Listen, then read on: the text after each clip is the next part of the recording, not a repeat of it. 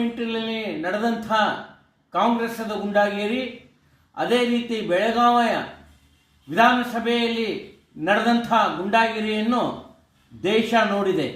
ಇದನ್ನು ನಾನು ಉಗ್ರವಾಗಿ ಖಂಡಿಸ್ತಾ ಇದ್ದೇನೆ.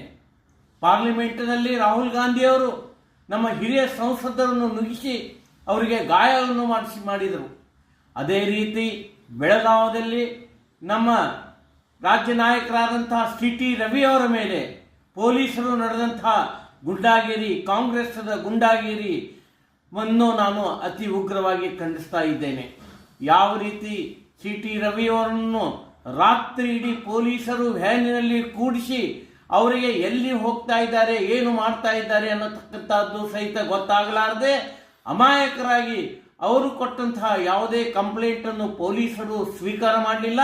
ಕಾಂಗ್ರೆಸ್ಸಿನ ಕುಮ್ಮಕ್ಕದಿಂದ ಸಿ.ಟಿ. ರವಿ ಅವರ ಮೇಲೆ ಕೇಸನ್ನು ದಾಖಲೆ ಮಾಡಲಾಗಿದೆ, ಅವರಿಗೆ ಜೀವದ ಬೆದರಿಕೆ ಹಾಕಲಾಗಿದೆ.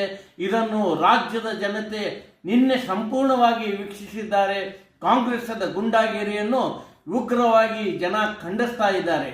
ಪಾರ್ಲಿಮೆಂಟ್ನಲ್ಲಿಯೂ ಸಹಿತ ಅದೇ ರೀತಿ ಕಾಂಗ್ರೆಸ್ಸಿಗರು ನಡೆಸಿದಂತಹ ಒಂದು ಗೊಂದಲ, ಯಾವ ರೀತಿ ಯಾವ ರೀತಿ ನಮ್ಮ ಪೂಜ್ಯ ಆದರಣೀಯ ಡಾಕ್ಟರ್ ಬಾಬಾ ಸಾಹೇಬ್ ಅಂಬೇಡ್ಕರ್ ಅವರಿಗೆ ಅವಮಾನ ಮಾಡಿದಂತಹ ಈ ಕಾಂಗ್ರೆಸ್ ಈಗ ಅಂಬೇಡ್ಕರ್ ಅವರ ಹೆಸರನ್ನು ತೆಗೆದುಕೊಂಡು ಇವತ್ತು ಗುಂಡಾಗಿರಿ ಮಾಡ್ತಾ ಇದೆ.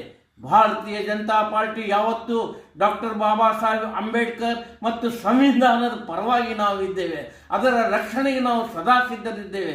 ಆದರೆ ಕಾಂಗ್ರೆಸ್ಸಿಗರು ಕೇವಲ ತೋರಿಕೆಗಾಗಿ ಅಂಬೇಡ್ಕರ್ ಹೆಸರನ್ನು ಹೇಳ್ತಾ ಇದ್ದಾರೆ.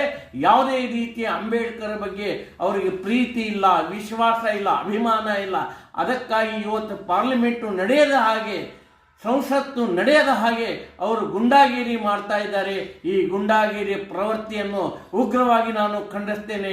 ಬೆಳಗಾವಿಯ ಕರ್ನಾಟಕದಲ್ಲಿ ನಡೆದಂಥ ಅಧಿವೇಶನ ಸಂದರ್ಭದಲ್ಲಿ ನಡೆದಂಥ ಸಿ.ಟಿ. ರವಿ ಅವರ ಮೇಲೆ ನಡೆದಂಥ ಹಲ್ಲೆಯನ್ನು ಕೂಡ ನಾನು ಉಗ್ರವಾಗಿ ಖಂಡಿಸ್ತಾ ಇದ್ದೇನೆ.